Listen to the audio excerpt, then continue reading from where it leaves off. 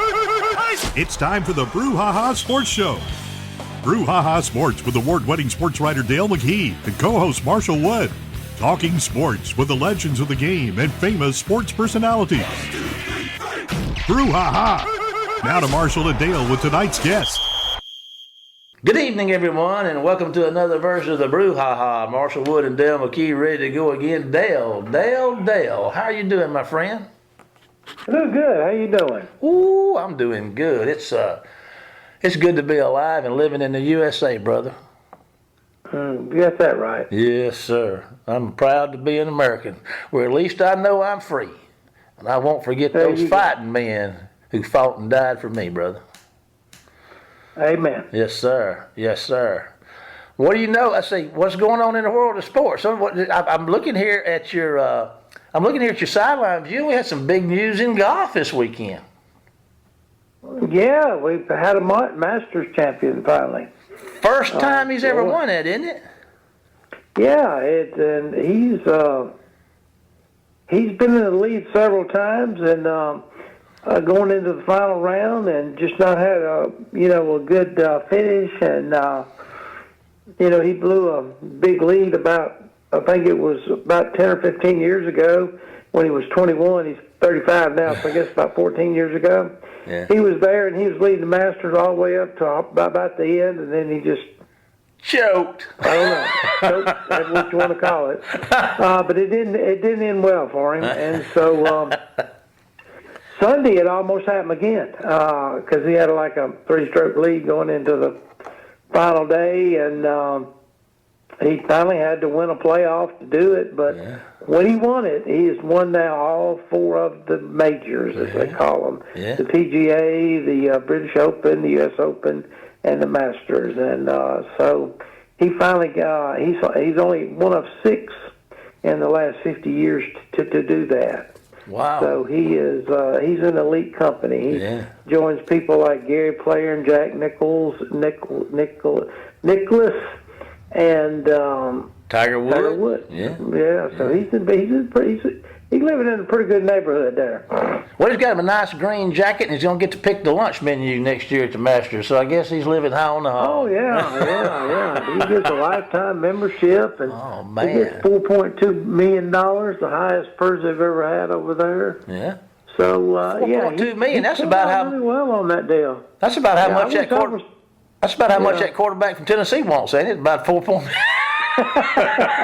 He wants some Roy McIlroy money, doesn't he? Hey, he got what he deserved. We'll get to that in a minute. What else we got going on in the sideline view? I see you got something about the National Football League draft.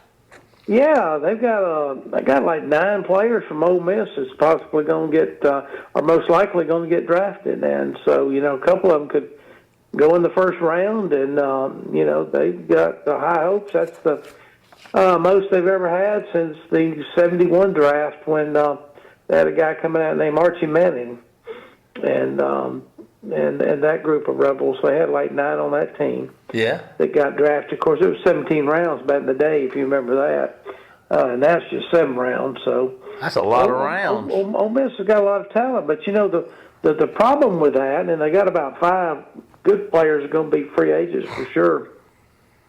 That's a lot to lose off a football team. I mean, 10 wins and you lose 14 NFL maybe type players. I hope they did a lot of good recruiting to replace those 14. Yeah, they couldn't make the playoffs. Bless their hearts. Maybe they'll get them this time. I'm pulling for them.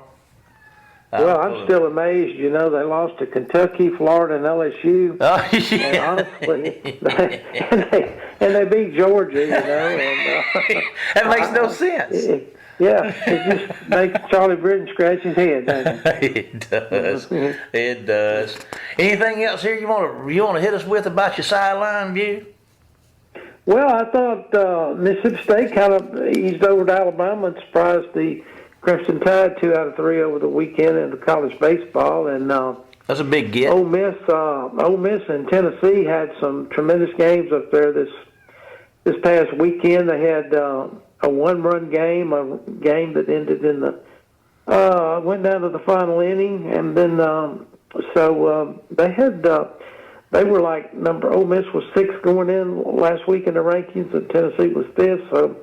So they had a heck of a series up there. Tennessee ended up winning 2 of 3, but Ole Miss has nothing to be ashamed of. So they've got South Carolina this weekend, and this is a crucial series for them.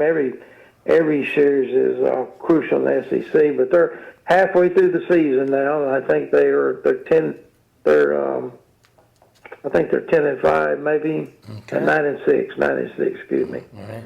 One or the other. Forgive me. But anyway, they've had a really good rebound year. You know, a couple of years ago, won national championship, and then they suffered the last year or so. But they seem to have bounced back pretty good. They're like 27-8, and that's not a bad record, you know. Not bad at all. Now listen, I'm sitting here looking at you. You know, we got Ole Miss is 27-8, ranked number 5. Southern Miss is got 24 wins against 12 losses. They ranked number 23, and then the Mississippi State's ranked 12 with 22 wins. These Mississippi, the big three, are showing out. Of course, they always do in baseball, don't they, Dale? They really do. And Southern Miss they won the first 2 games. They've been on an 8-game road trip that they end tonight in Hammond, Louisiana. But at Texas State, they won the first 2 games, and then they had a pretty good lead on Texas State on Sunday.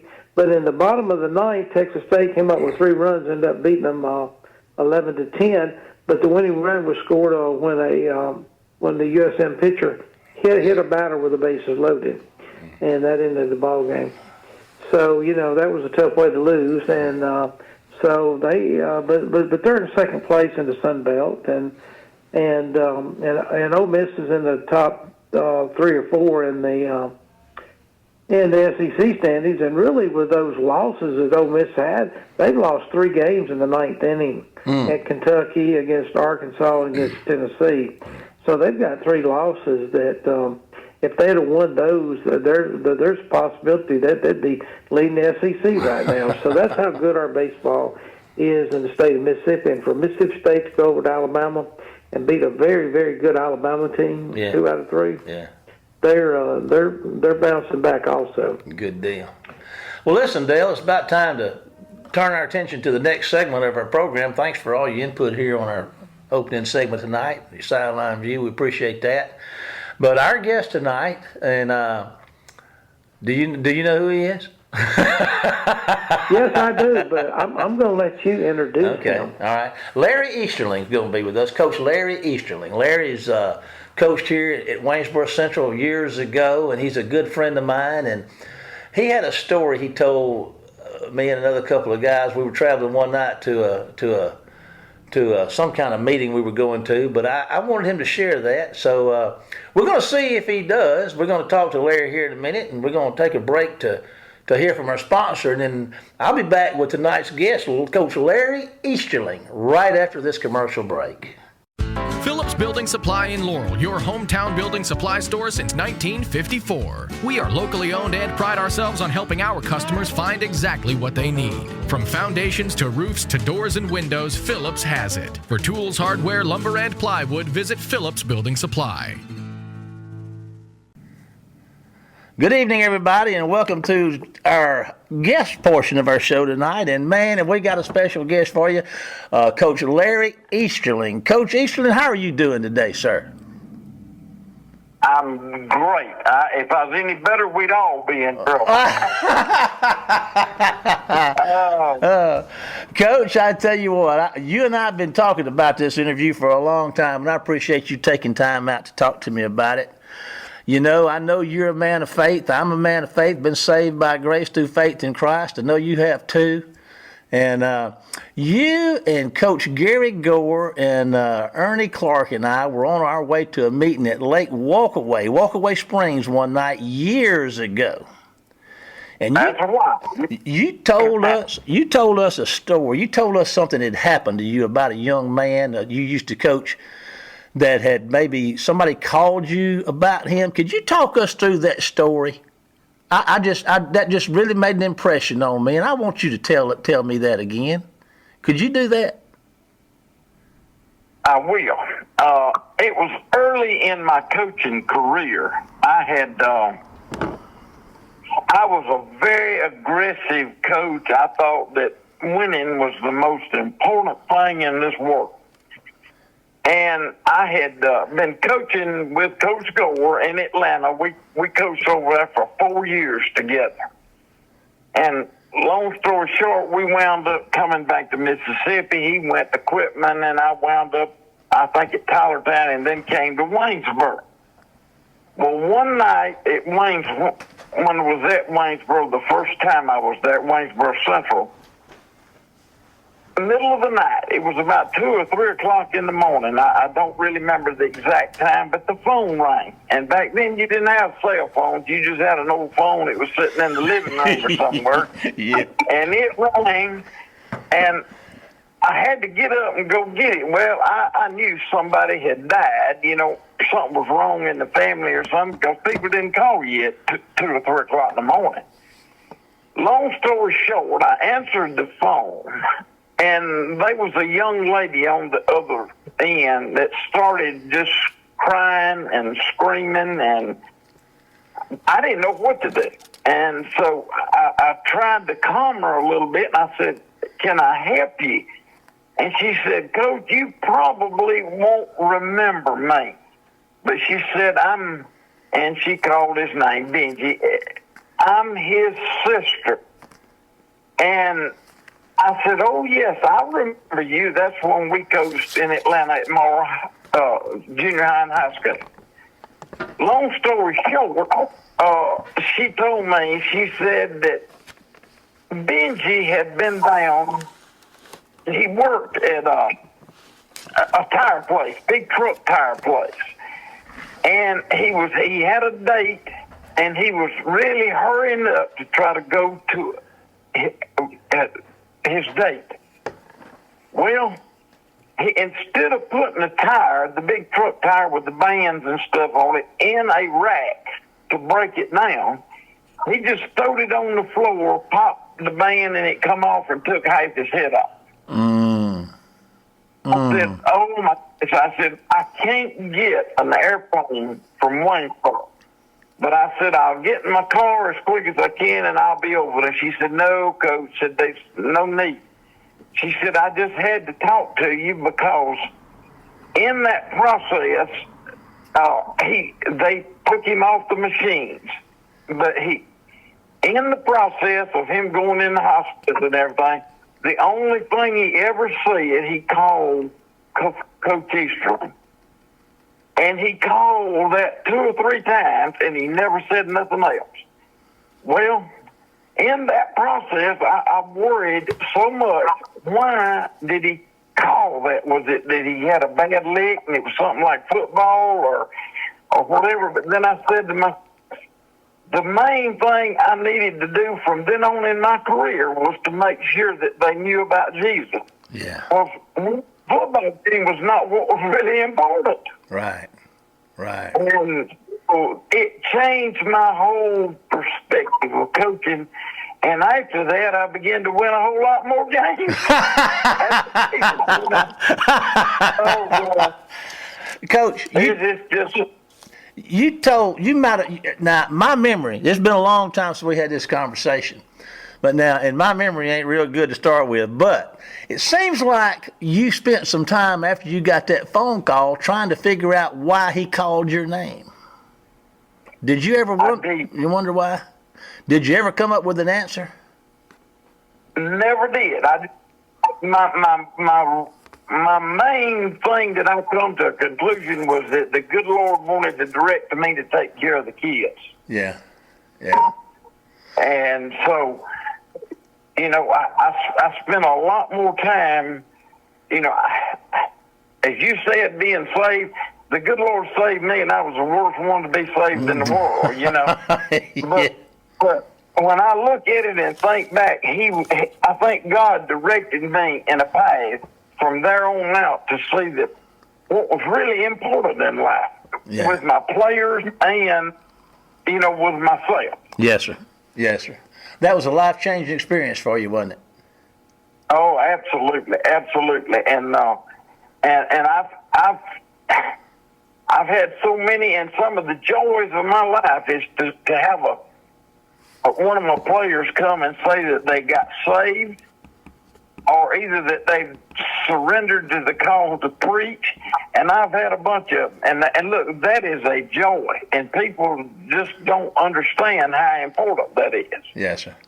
You know, I remember you telling us that, and something you mentioned you couldn't figure out at the time why he called you, and certainly I agree that I can see where God used that to lead you into a different direction and a different way of coaching and a different way of dealing with your kids. But you know, there's another thing there that I see, and this is one thing I want. That's certainly nothing more important than that. But coaches mean a lot. You're a coach, and I've never been a coach, but I've been coached, and coaches mean so much to their players. And, you know, I always thought that he might have been calling out to you because you made such an impact on his life.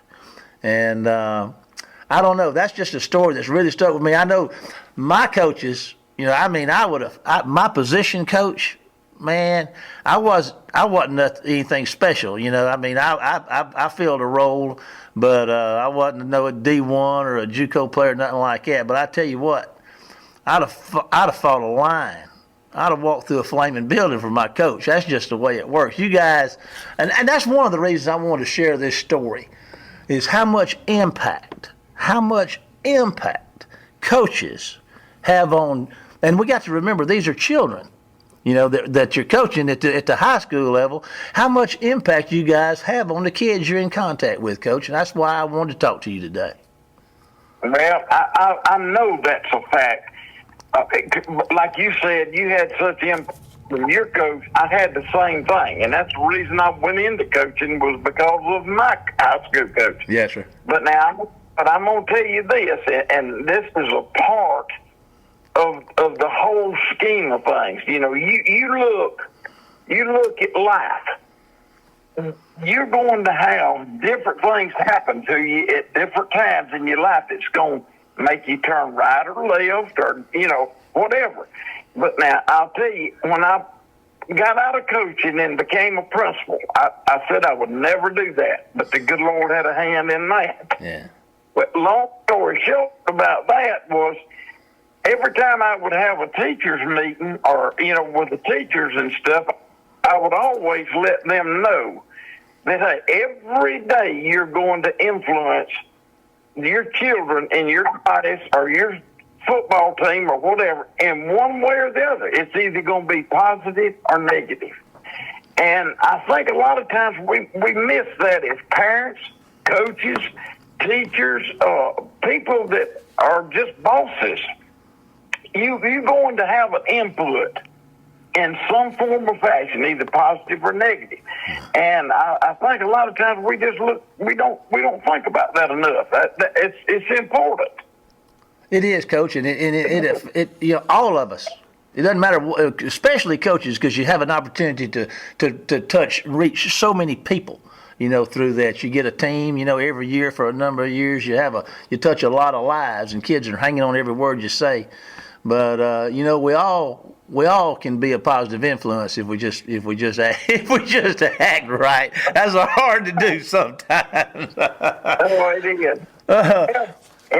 In the morning, me and my wife, we're going to go fish a tournament out in Texas. Well, this tells you something about players. First thing we're going to do is we're going through Brookhaven, Mississippi, and we're going to stop, and one of my former players is going to meet us at the Cracker Barrel for breakfast. and hey, look, we have that all the time. Yeah. You know, I mean, they'll call and wish my wife a happy Mother's Day. And look, I'm telling you, there's more input in coaching than you can ever evaluate. Yeah. And I just thank the good Lord I was able to coach and able to be around the players that I was. Yeah. And some great young men. And you know, I've done got my pallbearers selected. And guess what?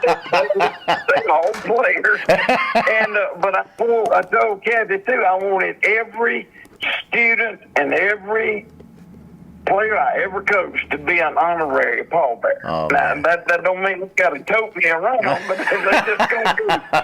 Because that's how much they mean to me. Yes, you know, sir. they really mean that much to me. Coach, you were here. Let's talk about your tenure. Let's go back to when you were at Waynesboro Central. This is before Wayne County High School was in existence. Talk about some of the folks from Waynesboro you coached and some of the experiences you had here back in the day, and talk about some of the guys you coached with. Can you do that? Yes, I can. Mr. Cook hired me. I was at Tylertown, and I had been over in Atlanta and came back to Tylertown, and then Mr. Cook, Coach Tom Bowser went, I think he went to Long Beach, if I remember correctly. Mm-hmm. And so Waynesboro had an opening, and I went to Jones and played ball at Jones with several players from Waynesboro. And I knew Waynesboro pretty good and had a lot of good friends there. And I just, the good Lord was leading me to come to Waynesboro. Well, long story short, Mr. Cook hired. And so we started out, and as time went on, we began to win pretty good, and I had an opportunity to move back to Atlanta as a head coach. And Lord, back then it paid a lot more money, twice as much money and that stuff, you know. But Yeah. I didn't think enough to say I just want to stay there, you know. But we had the players worked so hard and were so coachable.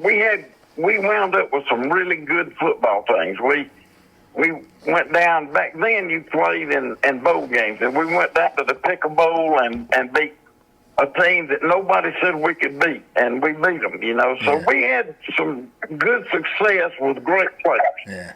Yeah. And then I back to Waynesboro. I went to Atlanta and coached for several years, and then came back to Waynesboro. Coach Gore had coached, and he went into the post office. So I came back and had some great players. Some that went on and played some college ball and stuff, and I wouldn't take nothing for it. And till this day,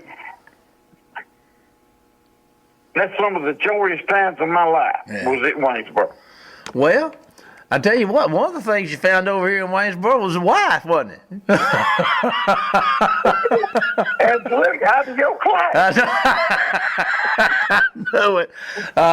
She's a sweet and dear lady. Now let's kind of change venues here for a minute. Now you're a football coach and everything, but now y'all fish a lot, and y'all Team Easterling. And now y'all fish a lot of tournaments. Y'all going out to Texas. Talk about some of the fishing you do, and your approach to fishing, and where y'all fish, and you've caught some big fish. Tell us about some tournaments you may be going to, and some of the fish you've caught. Talk about that a little bit. Well, we've I think it's 39 years me and Kathy has fished together. So That's a lot of fish. We're pretty good partners, you know. But now, I'll say this: I've never. She's the perfect partner. Yeah. She loves to go as much as I do, and look, we go all over the country. We've been from Okeechobee to Eufaula, Alabama, to out in Texas. We fish all the big lakes out in Texas, and we kind of tie it in with a lot of times with tournaments, and like this one we're going to this weekend. Well, last couple of weeks was the Bass Champs.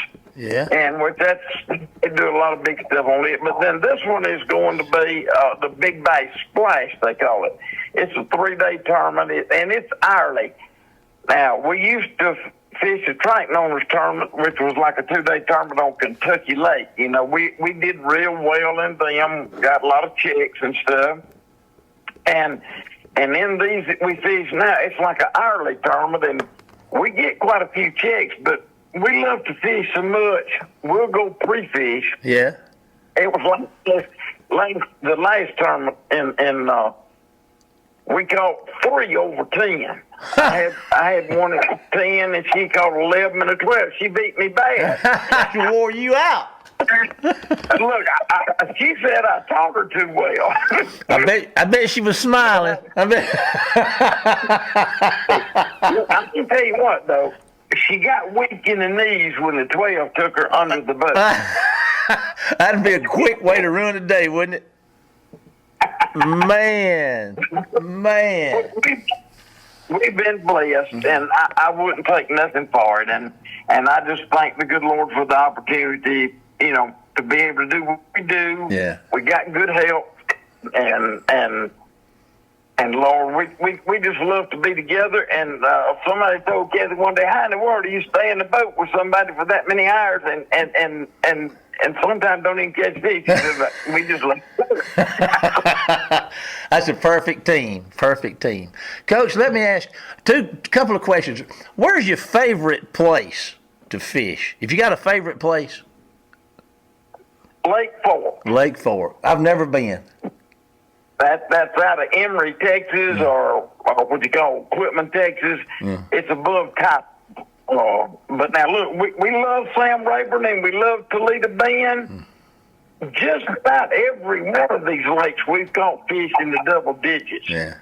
And but now we got a little cabin on Lake Edmonds out of Pachuta. Yes, sir. And we go up there a lot in the summers and stuff like that, and we've caught some real big fish up there too. Yeah. So, like I said, she loves it as much as I do. When we buy a rod, we got about 2. I tell you what, Coach, I know I was fishing with my boy years ago. He was about 7 as fishing partners, and we was fishing in the Buddy's Lake, and I bought some of those Bill Dance titanium spinning baits, and they were about $8 or $9 a piece. And so he said, throw me one of those titanium spinning baits down here. So I did. He tied it on. He read back and he cast. That thing never checked up. It went right on up of the bank and up in the trees. And he said, hey, throw me another one of them spinner baits. I said, ho, wait a minute. I said, you hand me your rod. I'm gonna tie this one on. You ain't had that problem with Kathy, have you? Well, now I'm gonna tell you, for the first year, she made me tie it. But I had to learn how to tie that Palomar knot. Yeah. Look, she ties it better than me. Well, let me ask you this. Is there any one particular bass fishing trip, and that's pretty much I think about all y'all fish for, any one particular trip that stick out in your mind, any one particular place that sticks out in your mind that you could share with us? Well, we was fishing Lake Fork several years ago. Actually, a good buddy of mine and Coach Gore came out there, and they were fishing, and we had been catching some big fish on lily pads. So we go to the pack where we want to go to, and I put them on the deep end, and because that's where we had caught the biggest fish. Well, me and Kathy move up to the shallow end and go come out and meet them. We was fishing little Zeta rats. They don't even make them no more. That tells you how well. Anyhow, we was fishing back to them, and Kathy caught 4 bass that weighed 42 pounds. And I caught one that weighed like 10 and a half. So we had about 53 pounds of bass in our top 5. Yeah, and the little buddy that was with us, he still tells everybody, said, now, I know a lady that caught 4 bass that weighed 42 pounds. So, we've had some great trips, but hey, that was unreal. You know one thing, Coach, you can't have a trip if you don't go, so you got to keep going, brother. Keep going. Now, my wife tells, we have some friends in church, and they'll want us to help them try to catch a fish or do something like that. And Kathy said, well, now, let me tell you, you can't catch them on the couch. Let's just talk about it and don't go. Coach, let me tell you something, my dear friend. You're a treasure, and I appreciate your friendship. And, Kathy and I were in the same grade years ago, and it's a great family, Coach, and I appreciate what you still mean to our area over here and the way you do things, and for taking time to be with us on our show tonight. I want to thank you so very much. Look, I just appreciate y'all. I appreciate the fact that God's let me, be able to be a part of it. And, hey, it's been a blessing, and I enjoyed it. You hang on just a minute, Coach. Hang on just a minute. We're going to sign off, take a quick commercial break, and then I'll be back with tonight's final segment of the Brouhaha right after this commercial break.